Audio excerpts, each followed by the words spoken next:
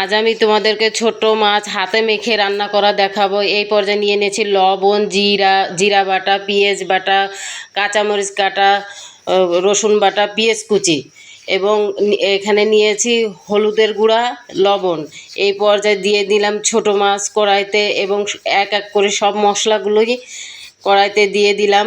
এই পর্যায়ে দিয়ে দিব তেল দিয়ে খুব সুন্দর করে মাখিয়ে নিব।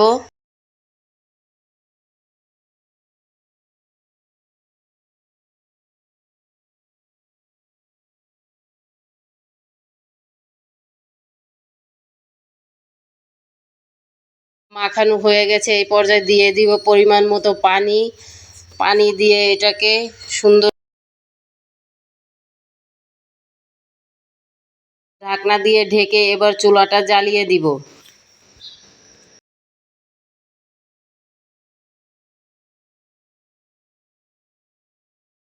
আমার মাছটা হয়ে গেছে, দেখুন। ছোট মাছ চচ্চড়িটা একটু পোড়া পোড়া না হলে মজা লাগে না। তো বন্ধুরা, তোমরা সবাই ভালো থেকো, সুস্থ থেকো। আল্লাহ হাফেজ।